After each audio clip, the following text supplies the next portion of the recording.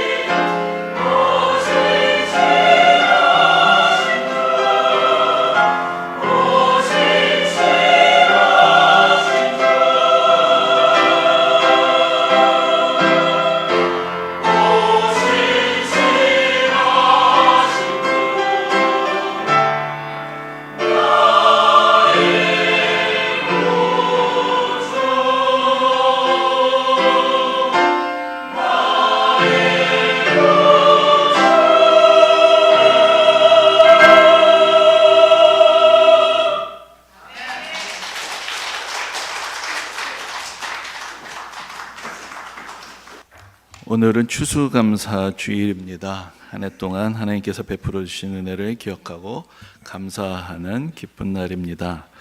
근데 오늘 우리가 함께 나눌 말씀은 예레미야 애가입니다. 예레미야 애가의 애가라는 것은 슬픔의 노래인 것이죠. 원래 이렇게 의도한 것은 아닌데 이 추수감사 주일은 11월 셋째 주일로 정해져 있고, 또 우리가 창세기부터 쭉 올해 한 해 구약 성경을 이제 읽어가면서 같이 정리하고 또 진도를 맞추다 보니까 딱 추수감사 주일에 예레미야 애가라는 본문이 걸리게 되었습니다. 그래서 설교 준비하면서 처음엔 좀 난감했는데 이 난관을 어떻게 극복해야 할 것인가, 본문을 바꿀 것인가, 그러면서 이제 말씀을 읽으면서 또 묵상을 하다 보니까 또 몇 가지 깨닫게 되는 것이 있었습니다.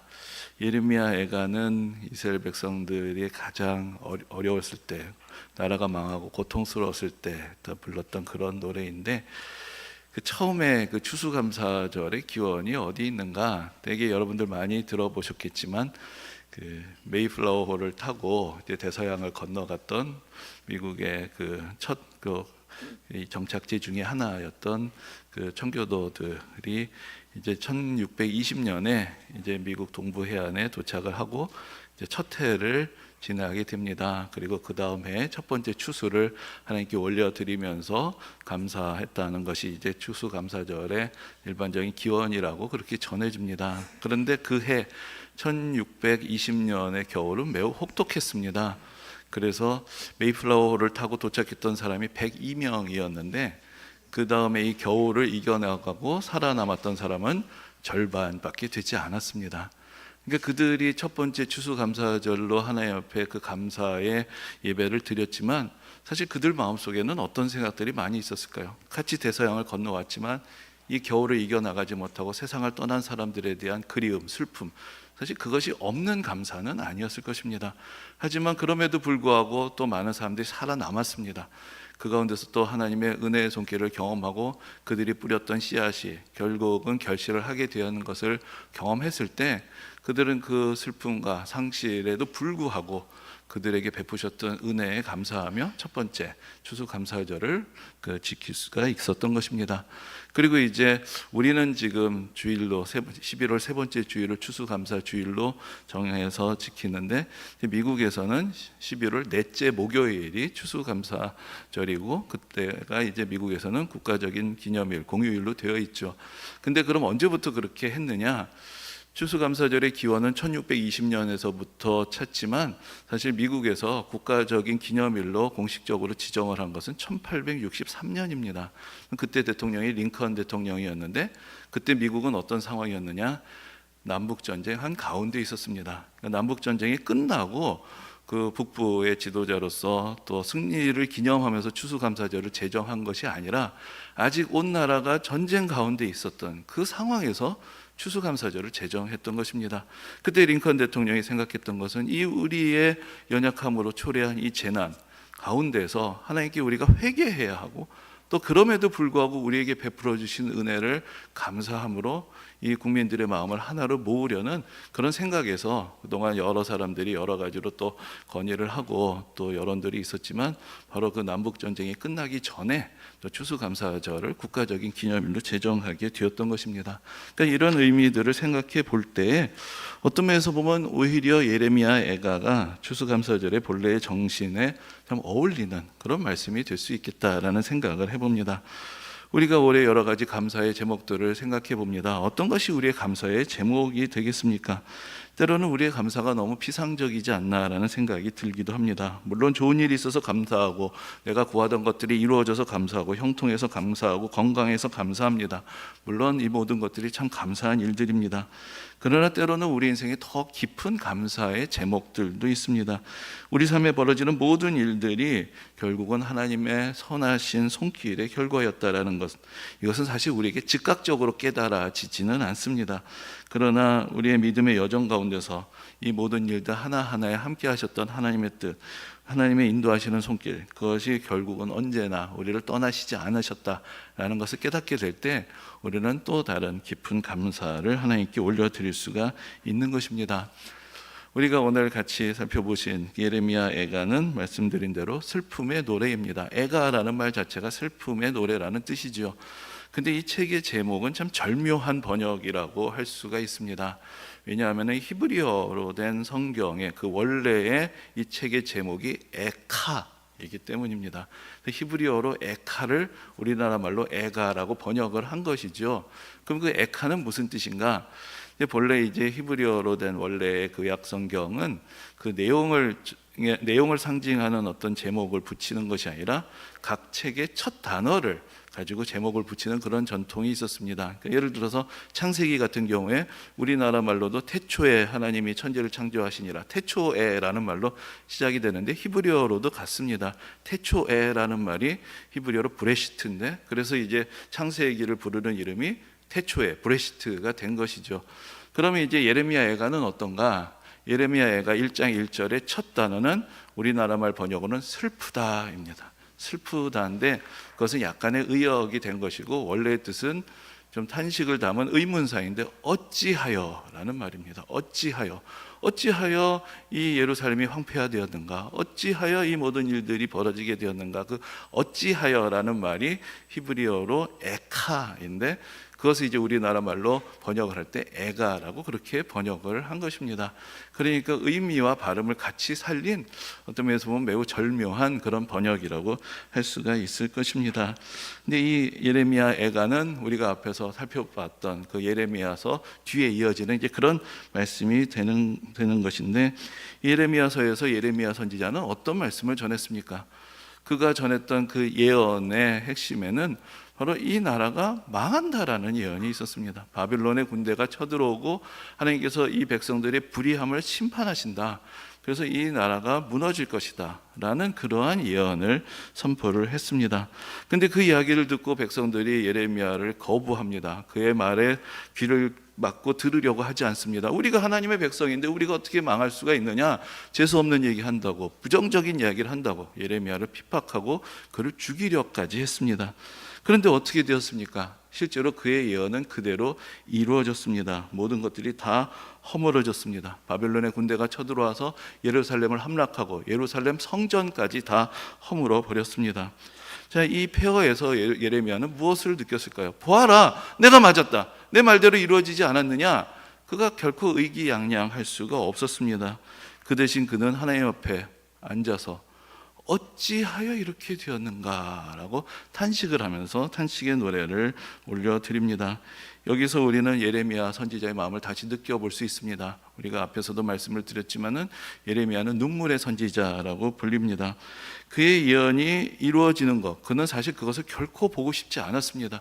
그의 경고의 예언을 선포를 듣고 이스라엘 백성들이 돌이켜서 이 재앙을 피할 수 있게 되기를 누구보다도 간절히 원했지만, 그러나 결국 그의 예언은 성취되었습니다.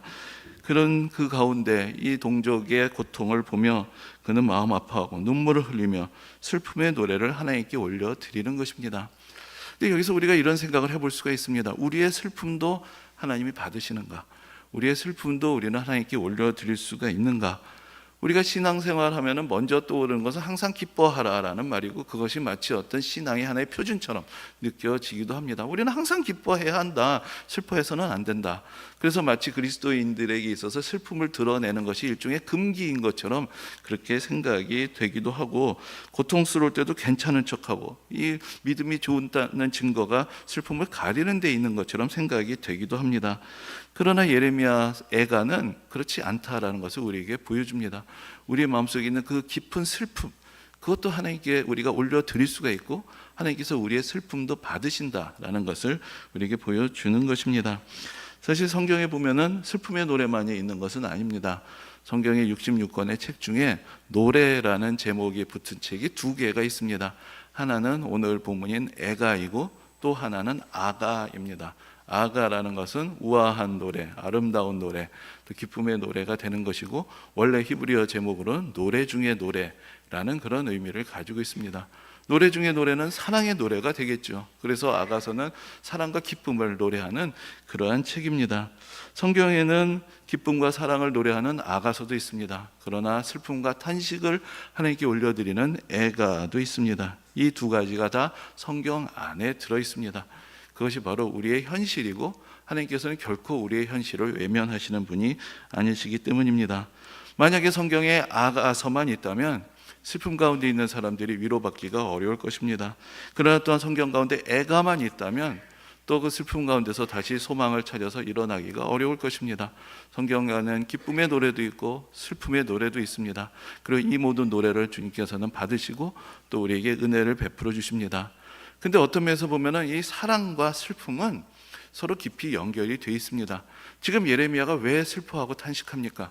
사실 예레미야 자신은 하나님 앞에서 의롭고 경건한 사람이었습니다. 그러나 이 재난을 당한 사람들을 보면서 굳이 동진감을 느끼지 않을 수도 있었을 것이고 오히려 정죄할 수도 있었을 것입니다. 보아라, 너희들 그렇게 불의한 일을 행하더니 이렇게 망하고 말았지 않았느냐.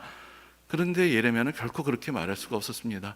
그 재난을 당한 사람이 내가 사랑하는 나의 백성이고, 이 무너진 성읍, 함락된 성읍이 바로 내가 사랑하는 예루살렘 성이고, 저 허물어진 성전이 하나님께 온전하게 예배를 드리지 못한 심판의 대상이 되고 말았지만, 사실 예레미야 그 자신이 원래 제사장이었습니다. 제사장으로서 얼마나 성전을 사랑하고 사모했겠습니까? 그것이 이제는 허물어져 버렸습니다. 그는 그 상황 가운데에서 결국 그의 사랑이 또 그의 슬픔이 되는 것을, 또 그의 슬픔이 바로 그의 안에 있는 사랑의 증거가 되는 것을 경험하게 되었던 것입니다.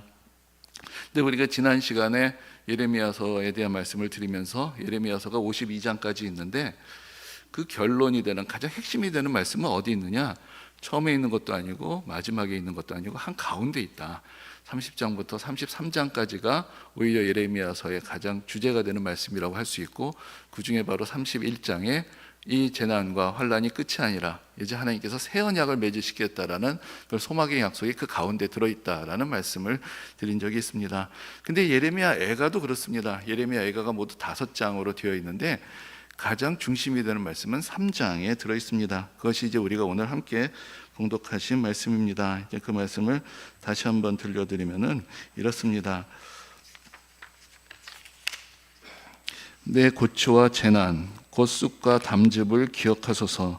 내 마음이 그것을 기억하고 내가 낙심이 되오나 이것을 내가 내 마음에 담아 두었더니 그것이 오히려 나의 소망이 되었사오면 여호와의 인자와 긍휼이 무궁하심으로 우리가 진멸되지 아니함이니이다. 이것들이 아침마다 새로우니 주의 성실하심이 크시도소이다. 내 심령에 이르기를 여호와는 나의 기업이시니 그러므로 내가 그를 바라리라 하도다. 기다리는 자들에게나 구하는 영혼들에게 여호와는 선하시도다. 사람이 여호와의 구원을 바라고 잠잠히 기다림이 좋도다. 사람은 젊었을 때 멍에를 매는 것이 좋으니 혼자 앉아서 잠잠할 것은 주께서 그것을 그에게 메우셨음이라. 이것이 예레미야서 한가운데 있는 그러한 말씀입니다.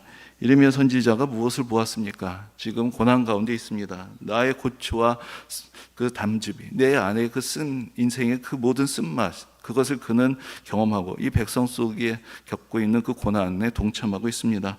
그런데 그러면서도 그가 고백하는 것은 여호와의 인자와 긍휼이 무궁하심으로 우리가 진멸되지 아니하였다라고 그렇게 고백합니다. 죄악에 대해서 심판하셨습니다. 그러나 남아있는 사람들이 있습니다.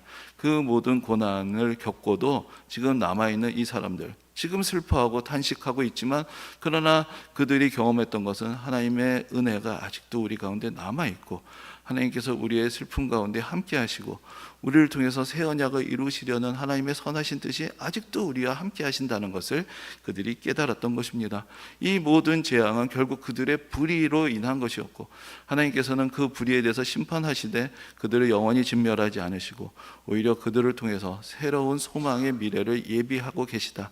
그것이 바로 그 재난의 한복판에서 이스라엘 백성들이 깨달았던 것이고 또한 예레미야 선지자가 노래했던 것입니다. 사실 우리가 지난번에도 그런 말씀을 드렸지만은 이 세상에 많은 민족, 많은 종교들이 있었습니다. 그런데 아수르나 바빌론이나 페르시아 같은 대제국의 시대가 중동에서 시작되면서 많은 민족들이 사라졌고 또 그들이 믿던 종교들도 함께 사라졌습니다. 그들도 대적들이 그들에게 쳐들어올 때 기도했을 것입니다. 그들의 신이 그들을 구해달라고 간절히 기도했겠지만, 그러나 그들의 나라가 멸망했을 때, 지도에서 지워졌을 때 그들은 더 이상 그들의 신들에게 기도하지 않았습니다. 그리고 이제는 그들을 정복한 나라의 신들에게 기도하기 시작한 것이죠. 그래서 그 많은 종교들, 많은 신들은 사라졌습니다. 근데 여러분, 이스라엘 백성들을 정복한 나라는 바벨론이었고, 바빌론 사람들이 믿던 신은 마루둑이었습니다. 아마 여러분들 대부분 들어본 적도 없으실 것입니다. 지금 마루둑에게 누가 기도합니까? 그런데 바빌론에게 멸망을 당한 이스라엘의 하나님 여호와 하나님은 지금도 세계 도처에서 찬양을 받으시고 영광과 경배를 받으십니다. 이것은 참으로 미스테리라고 할 수 있습니다. 승리한 나라의 신은 사라졌는데 패배한 나라의 하나님은 지금까지 많은 분들에게 경배를 받습니다. 그것은 이스라엘 백성들이 그 재난의 한가운데서 이 상황에도 하나님께서 함께 하신다는 것을 깨달았기 때문입니다. 우리가 기도했는데도 우리가 무너진 것이 아니라 이 모든 것이 하나님의 섭리 안에 있었다는 것을 깨달은 것입니다. 승리만을 주시는 하나님이 아니라 우리의 죄악에 대해서 심판하시되, 그러나 우리를 영원히 버리지 않으시고 이 고난 중에도 함께 하시는 그 하나님의 손길을 그들이 깨달았을 때, 바로 이 예레미야의 애가와 함께 그들의 슬픔과 탄식 가운데서 하나님의 인자와 긍휼하심을 깨달았을 때 이 신앙은 사라지지 않았습니다. 그 신앙은 오히려 소망을 주었고, 이 백성들은 다시 일어났고 다시 하나님의 은혜의 공동체를 이어갈 수가 있었기 때문입니다. 여러분, 우리가 예수님의 말씀 가운데 오늘 성일교회 제목이기도 하지만 애통하는 자는 복이 있다라는 그런 말씀을 듣습니다. 사실 우리가 생각하는 이 복은 애통함이 없는 것 아니겠습니까? 근데 예수님 말씀하십니다. 애통하는 자가 복이 있다. 사실 이 말씀을 이해하는 것이 그렇게 쉽지는 않을 것입니다. 왜 애통하는 사람이 복이 있는가? 아니면 어떠한 애통함이 하나님 앞에 복이 있는 애통함인가? 우리가 애통한다라고 이야기를 할 때 예수님께서 말씀하신 것은 사실 우리의 진실함을 말씀하시는 것입니다. 진실한 마음을 가지고 자기 자신을 돌아다 볼 때 우리는 우리의 연약함과 불의함과 거짓됨을 외면할 수가 없습니다. 내 인생이 이 모양이구나, 내 인생의 진실이 이런 것이구나, 그것을 깨달은 사람들은 하나님 앞에서 애통할 수밖에 없는 것입니다. 그리고 그들의 불의함과 그들의 한계를 절감할 때 더욱더 간절히 하나님을 찾고 하나님을 의지하는 그런 믿음에 이르게 되는 것입니다. 또 어떤 사람들이 애통합니까? 우리가 앞에서도 말씀드렸지만은 예레미야는 애통할 이유가 없었습니다. 자기는 경건했고 자기는 의로웠습니다. 그러나 그는 애통합니다. 그가 사랑하던 성읍, 사랑하던 백성, 그 사랑하던 성전, 그 사랑하던 민족의 고통을 그가 끌어안고 그들을 정죄하거나 손가락질하지 않고 그들의 고통을 자기의 고통으로 끌어안았기 때문에 그는 애통하고 있었던 것입니다. 나는 괜찮다가 아니라 이 세상의 아픔을, 이 사회의 아픔을, 이 세계의 고통을 끌어안는 사람들만이 하나님 앞에서 또한 애통할 수가 있는 것입니다. 그러한 애통함, 자기 자신의 영혼의 진실함을 보고 하나님 앞에서 탄식하는 그 애통함, 이 세상의 아픔, 고통을 외면하지 않고 그것을 품고 애통하는 그 사람의 마음, 그것을 예수님은 복이 있다라고 말씀을 하시는 것이고, 그 마음을 가진 사람이 하나님께서 주시는 진정한 위로의 선물을 얻게 되는 것입니다. 여러분, 우리가 어떤 삶, 어떤 공동체를 이 말씀과 함께 이루어가야 하겠습니까? 우리에게 이 애통함이 있는가? 우리가 지금 감사의 제목들을 찾고 있지만, 그러나 먼저 진실하게 우리의 영혼을 들여다보면서 우리 가운데 진정한 애통함이 있는가? 우리가 한번 살펴볼 수 있어야 하지 않겠습니까? 그리고 우리가 함께 이 자리에 모여있는 이 믿음의 백성들, 참으로 얼마나 소중한 사람들입니까? 우리가 우리의 애통함을 안고 하나님 앞에 나아가지만, 그러나 우리가 서로 함께 위로를 나누는 그런 공동체, 이 공동체는 어떤 공동체인가? 나의 포장된 기쁨만을 기다리는 공동체가 아니라 나의 진실한 애통함을 품어주는 공동체가 될 때, 그래서 우리가 서로에게 위로를 줄 수 있는 그런 하나님의 백성이 될 때 그 마음을 하나님께서 기뻐하시고 그 공동체를 하나님께서 기뻐하시지 않겠습니까? 애통할 수 있는 공동체, 어디서도 드러낼 수 없었던 나의 슬픔을 드러내고 나눌 수 있는 공동체, 그리고 그러한 슬픔에 대해서 믿음 없다 하지 않고 손가락질하지 않고 경멸하지 않고 그대로 받아주고 함께 울어주는 사람들이 있는 공동체, 그 공동체를 가진 사람들이 복 있는 사람들이고 그 공동체를 가진 사람들이 바로 감사의 제목을 그 슬픔 가운데서도 찾을 수 있는 그런 사람들이 되지 않겠습니까? 우리가 오늘도 감사절을 맞이해서 하나님 앞에 나왔습니다. 어려운 일들이 많았습니다. 힘겨운 일들이 많았습니다. 그런데 우리가 살아남았습니다. 그 모든 것들을 다 견뎌내었습니다. 하나님께서는 그 모든 어려운 때를 통해서 우리의 연약함을 깨우쳐 주셨고 또 세상에 대한 미련을 끊게 하셨습니다. 그리고 이제 주님 앞에 나와서 주님의 은혜를 구하고 더욱더 간절히 주님을 의지하게 하셨습니다. 이 감사 앞에서 또 모두가 함께 또 은혜와 감사를 또 슬픔과 애통함을 함께 나누며 주님의 은혜를 누리는 복된 감사절이 되시기를 주님의 이름으로 축원합니다.